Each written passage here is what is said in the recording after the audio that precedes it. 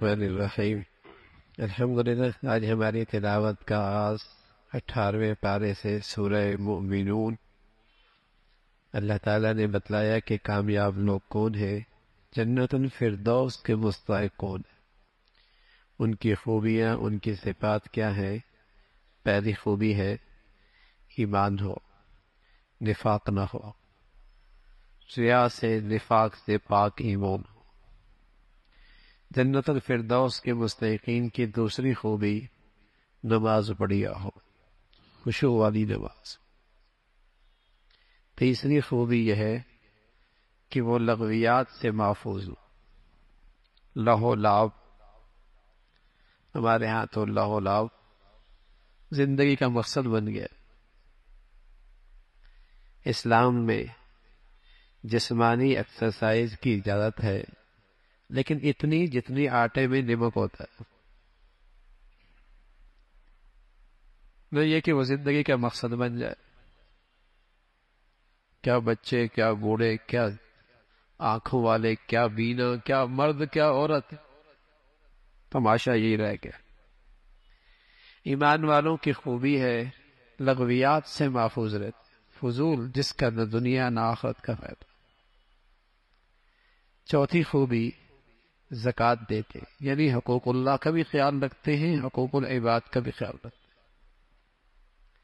پاک دامن ہے، پاک دامن، عہد کرتے ہیں تو پورا کرتے ہیں، امانتوں کی حفاظت کرتے ہیں۔ صرف نماز نہیں پڑھتے، نماز پورے آداب اور شرائط کے ساتھ پڑھتے ہیں، وقت کے ساتھ پڑھتے ہیں، جماعت کے ساتھ پڑھتے ہیں، مسجد میں پڑھتے ہیں، پورے آداب کے اس ساتھ نماز کی حفاظت کرتے ہیں۔ فرمایا یہ خوبیاں ہیں جنت الفردوس میں جانے والوں کی، یہ ان کی خوبیاں ہیں۔ فرمایا یہ وارث ہیں جنت کے۔ دنیا میں کوئی مالک نہیں ہے گھر کا، یہاں تو سب ٹرسٹی ہیں، مالک آخرت میں ہوں گے۔ یہاں سب ٹرسٹی ہیں، مالک دنیا جب چاہے گا شفٹنگ کرنی پڑے گی، لیکن جسے وہ گھر مل گیا مالک بن جائے گا، کبھی وہاں سے شفٹنگ نہیں ہوگی، اس کا اللہ مالک بنا دے گا۔ یہاں تو سب کرائے پہ ہیں، پہلے ابا رہتے تھے اب بیٹا رہتا ہے، پہلے دادا رہتے تھے اب پوتا رہتا ہے، یہاں تو شفٹنگ ہو رہی ہے۔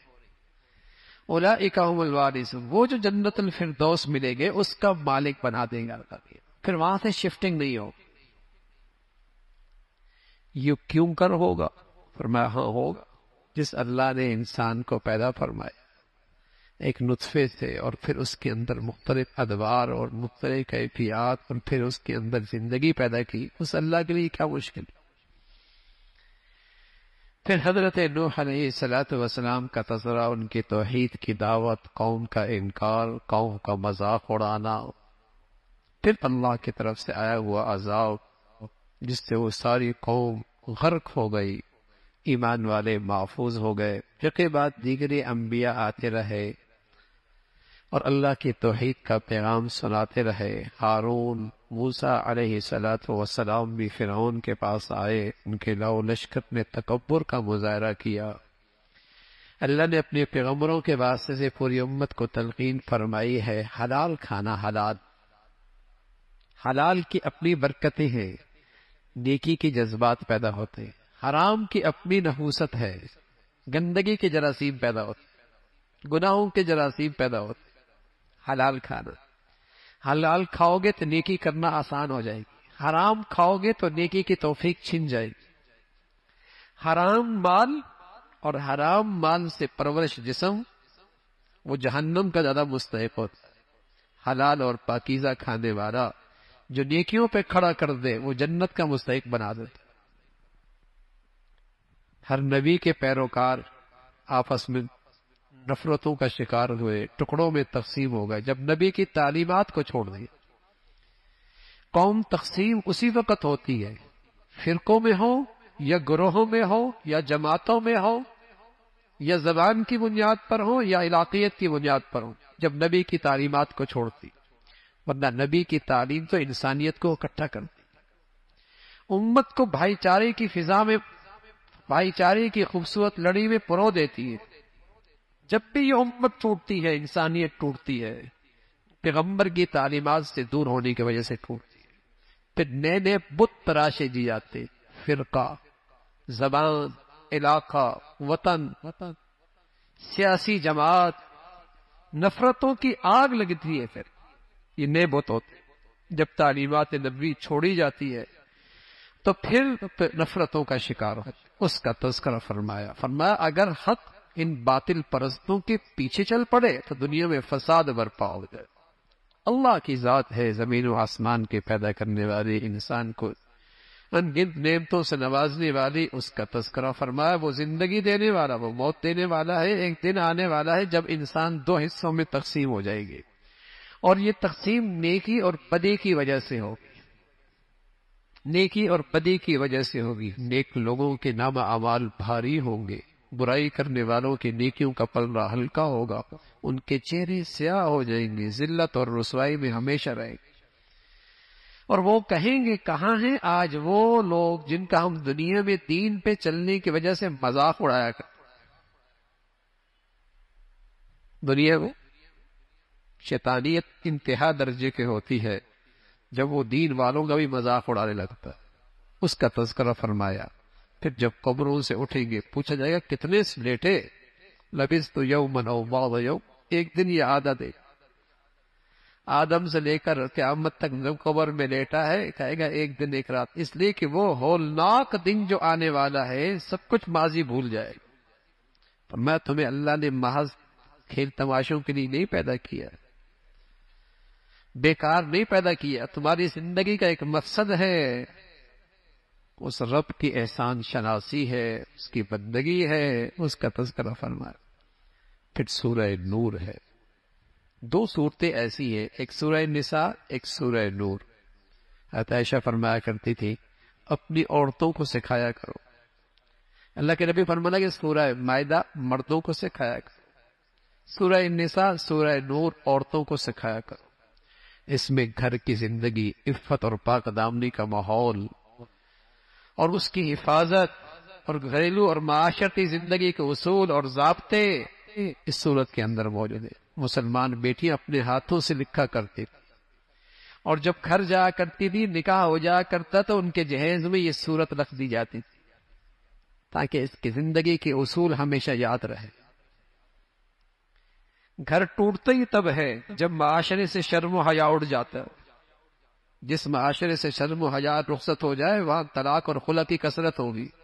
جیسے آج اگر آپ عدالتوں میں جائیں تو 99% کیسز طلاق اور خلع کے ہیں. وہ رہنا نہیں چاہتی، رکھنا نہیں چاہتا.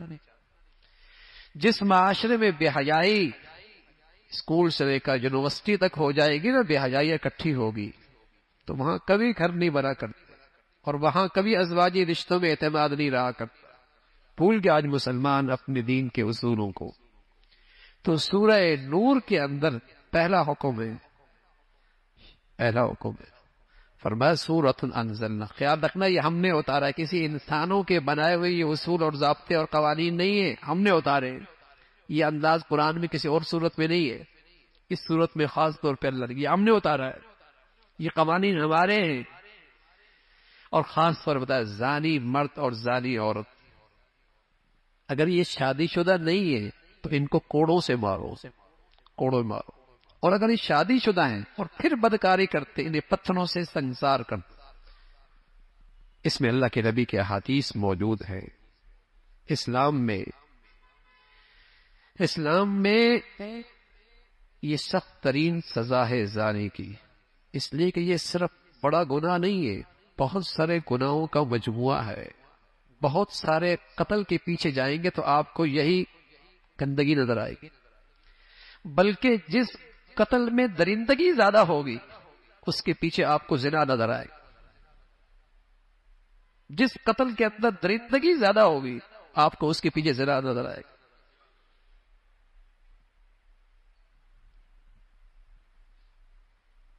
جس قتل میں درندگی زیادہ ہوگی وہاں پیچھے آپ کو یہ گندگی نظر آئے. بہت سارے قتلوں کی بنیاد یہی ہے. اس لیے اسلام اپنے پاکیزہ معاشرے میں اس کی گنجائش نہیں رکھتا. سزا دو لیکن بڑے مجمع میں دو اگر تم ایمان والے ہو. اگر تم ایمان والے ہر مجموعے میں سزا دو تاکہ سب کو عبرت ہو، لیکن آج سزا ہو تو بہت سارے لوگوں کی آوازیں آئیں گی، یہ تو بڑی سختی ہے، بڑی سخت سزا ہے۔ ارے قرآن میں ہے جن کے ہاں شرم و حیا کی کوئی قیمت نہیں، شاید انہیں یہ سزا بہت سخت لگے، ورنہ ایمان کے بعد حیا ایمان والوں کی سب سے بڑی خوبی ہے۔ ہاں جھوٹی تہمت لگائی عورت پر 80 کوڑے پھر مارے جائیں گے، پاک دامن عورت پر جھوٹی تہمت لگائی پھر قذف پھر سزا 80 کوڑے۔ اسلام میں جہاں سزا سخت ہے وہاں اس کے ثبوت کے لیے شرائط بھی سخت ہے کہ 4 گواہ لے کے آنا، گواہی لے کے آؤ۔ عورت نے اپنی بیوی پہ تہمت لگا دی، گواہ نہیں تو لعان ہوگا۔ شریعت کا ایک حکم ہے کہ دونوں قسمیں کھائیں گے، اپنے اوپر لعنت کریں گے 5 مرتبہ، پھر ان دونوں کے درمیان طلاق واقع ہو جائے گی۔ پھر واقعہ افک ہے، حضرت عائشہ رضی اللہ تعالیٰ عنہ اللہ کے نبی کے ساتھ ایک غزوے میں تشریف لے گئی، واپس آ رہے تھے، غزوہ بڑی مستلق غزوہ تھا۔ راستے میں ایک جگہ پڑاؤ ڈالا اور اس پڑاؤ کے موقع پہ آپ قضائے حاجت کے لیے تشریف لے گئی، وہاں آپ کا ہار گر گیا تھی، آپ ہلکی پھلکی، سواری کے اوپر پردہ موجود تھا، اس کے اندر آپ بیٹھتی تھی، آگے ایک آپ کا اونٹ چلانے والا ایک آدمی موجود تھا، قافلہ روانہ ہو گیا، سمجھے کہ شاید آپ تشریف فرما ہیں، اندر ہی اونٹ پر موجود ہے، لیکن آپ تو موجود نہیں تھی۔ آپ واپس آئیں، قافلہ روانہ ہو چکا تھا، آپ وہیں چادر ڈال کے بیٹھ گئی اس خیال سے کہ اگلی جگہ جہاں پڑاؤ ڈالیں گے میں نہیں ہوں گی تو واپس آگے مجھے لے جائیں گے۔ پیچھے سے صفوان رضی اللہ تعالیٰ عنہ آ رہے تھے، اللہ کے نبی نے ان کی ذمہ داری یہی رکھی تھی، قافلے میں کوئی گری پڑی چیز کو تم پیچھے سے آ کے دیکھ لیا کرو۔ جب آئے تو عائشہ کو پردے کا اب تک حکم جب نہیں آیا تھا تو دیکھا ہوا تھا، اب پردے کا حکم آ گیا۔ حضرت صفوان فرماتے ہیں کہ جیسے ہی میں نے دیکھا تو میں نے کہا انا للہ و انا راجعون، کہ پیچھے رہ گئی اماں جان، آپ نے چادر کر لی، اس نے سواری قریب کی، کجاوے میں بیٹھ گئی، مدینہ پہنچ گیا۔ لیکن مدینہ پہنچی تو منافقین نے حضور علیہ الصلوۃ والسلام کے گھرانے پر اور آپ کے حرم پر الزام تراشی کی، تہمت لگا دی۔ یہ واقعہ اس کے اندر ذکر فرمایا، اور تاریخ انسانیت میں کہیں ایسا نہیں ہوا کہ کسی کے پاک دامنی کے لیے اللہ نے وحی بھیجی ہو، لیکن حضرت عائشہ کو اللہ نے یہ اعزاز بخشا کہ آپ کی پاک دامنی کے لیے اللہ نے آسمان سے قرآن کے آیتیں بھیجی۔ لیکن اب بھی کوئی بدبخت آدمی آپ کی پاک دامنی کا قائل نہ ہو تو قرآن کا منکر ہے، قرآن کی آیت کا انکار کر۔ تو آپ کی پاک دامنی کا اعلان اللہ نے آسمانوں سے کیا اور کئی ساری آیتیں بھیجی، اس کا تذکرہ فرمایا اور تلقین فرمائی ایمان والوں سے کہ آئندہ تم کبھی کسی مسلمان کے اوپر الزام لگانے میں ان منافق صفت لوگوں کا ساتھ نہ دیا کرو۔ پھر اللہ نے مذمت فرمائی ان لوگوں کی جو مسلمان معاشرے میں بے حیائی اور فحاشی کو فروغ دیتے۔ جب قرآن کی یہ آیت اتری ان الذین یحبون ان تشیع الفاحشہ فی الذین آمنوا لہم عذاب علیم، اس وقت مدینہ کا ماحول بہت محدود تھا، وہاں ایسا منظر نہیں تھا کہ مسلمان معاشرے میں کوئی بے حیائی پھیلائے۔ لیکن آج دیکھیے نا، ہر چیز کے بیچنے کے لیے بے حیائی کو ہتھیار کے طور پہ استعمال کیا جاتا ہے، ہر خبر کو پیش کرنے کے لیے بے حیائی کو پہلے پیش کیا جاتا ہے۔ اللہ کے کلام میں فرمایا ایسے بدترین لوگ ہیں جن پر اللہ کا عذاب دنیا میں اور آخرت میں، جو مسلمان معاشرے کو خراب کرتے ہیں، اسلامی سوسائٹی کو بربادی اور ہلاکت کی طرف لے کے آتے ہیں، چھوٹے اغراض کے لیے، ذاتی مفاد کے لیے، چھوٹے چھوٹے نفع کے لیے مسلمانوں کا معاشرہ گندا کرتے ہیں۔ دردناک عذاب کی وعید قرآن میں موجود ہے۔ اس موقع پہ ایک مخلص مسلمان اس موقع پہ اس کی زبان پر بھی یہ بات آ گئی جو منافقین کی زبانوں پر تھی. تو ابو بکر رضی اللہ تعالیٰ عنہ ان کی بڑی خدمت کیا کرتے، ان کے ساتھ تعاون کیا کرتے تھے. تو آپ نے فرمایا اب آئندہ میں اس کا تعاون نہیں کروں گا. تو اللہ رب العزت کی طرف سے آیت ہے تم تو بڑے آدمی ہو، جب میں نے معاف کر دیا ہے تم بھی معاف کر دو. کیا تم نہیں چاہتے کہ اللہ تمہیں جلدی معاف فرما دے؟ حضرت صدیق فرمانے گئے اللہ میں چاہتا ہوں آپ میری جلدی معافی فرما دے، میں نے بھی معاف کر دیا. اور پہلے سے بڑھ کر اس کے ساتھ تعاون کرنے لگ گئے، اس کے ساتھ مدد کرنے لگے. پھر فرمایا حضرت عائشہ کو دیکھنا ہے تو آپ کے شوہر محمد رسول اللہ کو دیکھ. گندے لوگ گندی عورتوں کے لیے، اور گندی عورتیں گندے مردوں کے لیے، اور پاکیزہ ہستیاں پاکیزہ عورتوں کے لیے، اور پاکیزہ عورتیں پاکیزہ مردوں کے لیے اس کا تذکرہ فرمایا. اور شرم و حیا اور عفت اور پاک دامنی کے متعلق ایک اصول دیا، جب کسی گھر میں داخل ہو تو اجازت لے کے داخل ہو. اجازت داخل. نجی زندگی کا تحفظ اسلام کرتا ہے. اسلام تحفظ کرتا ہے کہ جہاں کہیں جاؤ، کوئی خلوت میں ہو، تنہائی میں ہو، تو پہلے اجازت لو. اجازت لیے بغیر اندر نہ جاؤ. پرائیویسی آج دنیا میں اس کے بڑے تذکرے چلتے ہیں، لیکن اس کا اصول اسلام نے بتایا ہے اور اس کا تحفظ اسلام نے کیا. لیکن اب تو لوگ تلاش کرتے ہیں اس کے موبائل میں کون کون سے میسج آئے ہوئی، اس کے پاس کون کون سا پیغام آیا ہوا ہے. یہ زیادتی ہے یار، یہ ظلم ہے. اسلام اس کی اجازت نہیں دیتا. آج کسی کی خلوت تنہائی محفوظ نہیں رہی، سب غیر محفوظ ہو گئے. اسلام نے تحفظ دیا ہے اجازت لے کر. ہو سکتا ہے کچھ لکھ رہا ہو اور تمہیں نہیں دکھانا چاہ رہا، ہو سکتا ہے وہ ایسی حالت میں ہو کہ تمہیں نہیں چاہتا کہ وہ اس حال میں تم اسے دیکھو. پرائیویسی ہے، اور تم اس کے لیے، اس کی نجی زندگی کے لیے خطرہ نہ بنو. اجازت لے کے داخل. پھر عفت اور پاک دامنی کا ایک اور اصول بتایا. ایمان والو نظریں نیچے رکھو، اس سے تم پاک دامن رہو گے. پاک دامنی کے لیے تمہارے لیے آسانی ہو، اس لیے کہ اگر نظریں آوارہ ہو جائے تو دل آوارہ ہو جاتا ہے، پھر شرمگاہوں کی حفاظت مشکل ہو جاتی ہے. اسلام نے شرمگاہ کی حفاظت کے لیے پہلے نظروں پہ پہرا ڈالا ہے. نظریں جھکا لو. اور صرف مردوں سے نہیں کہا، عورتوں سے بھی خاص طور پہ خطاب کی. حالانکہ نماز کی بات آئی تو صرف مردوں سے خطاب کیا، زکوٰۃ کی بات آئی تو صرف مردوں سے خطاب کیا. عورتیں اس کے ماتحت داخل ہیں، لیکن جب عفت اور پاک دامنی کی بات آئی تو مردوں سے الگ خطاب کیا، عورتوں سے الگ خطاب کیا. جس حکم کو اللہ اور اللہ کا کلام اتنی تلقین کے ساتھ کر رہا ہے، آج مسلمانوں نے اس کے ساتھ کیا سلوک کیا ہے؟ آج مسلمانوں کی زندگی میں اور معاشرے میں اس کا کیا حال ہے؟ مسلمانوں کے تعلیمی اداروں میں کیا حال ہے؟ فرما کر یہ عورت اپنی زیب و زینت صرف اپنے محرم مردوں کے سامنے ظاہر کر سکتی ہے، غیر محرموں کے سامنے اپنی زیب و زینت نہیں. زیب و زینت میں چہرہ بھی آتا ہے، اور زیب و زینت میں چھاتی بھی آتی ہے، زیب و زینت میں بال بھی آتی ہے. یہ سب زیب و زینت میں آتی ہے. یہ خوبصورتی ہے. کوئی گنجی عورت ہوتی ہے؟ آپ اپنے بیٹے کا رشتہ چہرہ دیکھے بغیر کرتے ہیں؟ یہ خوبصورتی ہے نا عورت کی. تو یہ خوبصورتی کو اجنبی مردوں کے سامنے ظاہر نہ کرو، حرام ہے، فتنہ ہے. لیکن آج اسلام کا یہ حکم مسلمانوں میں بھی نہیں رہا. نماز پڑھ لے گی اور یہ حاجی بن جائے گا، روزہ رکھ لے گا، لیکن جس حکم کو آج معاشرے نے چھوڑ دیا ہے وہ اچھے خاصے دینداروں نے بھی چھوڑ دیا ہے.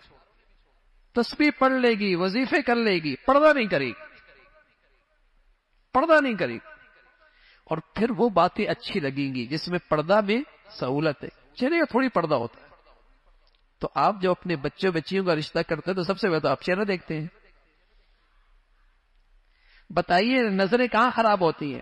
فتنہ کہاں سے شروع ہوتا ہے؟ برائی کہاں سے شروع ہوتی ہے؟ تو حسن و جمال اپنے مردوں کے لیے، اپنے محرموں کے لیے، اجنبی مردوں کے لیے نہیں.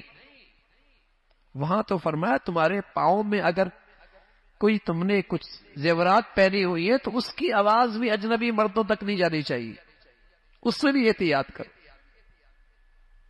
لیکن آج مسلمان معاشرے میں پردہ ختم ہوتا چلے جاتا، پردہ نہیں رہا،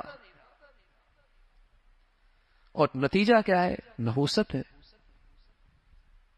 پھر شرم و حیا کی حفاظت کے لیے بتا نکاح جلدی کرو، اس کے لیے اللہ کے نبی نے فرمایا نکاح سستا بھی کرو، سستا نہیں کرو گے تو حرام سستا ہو جائے گا، نکاح سستا کرو، کم خرچ والا بناؤ، نکاح کرو۔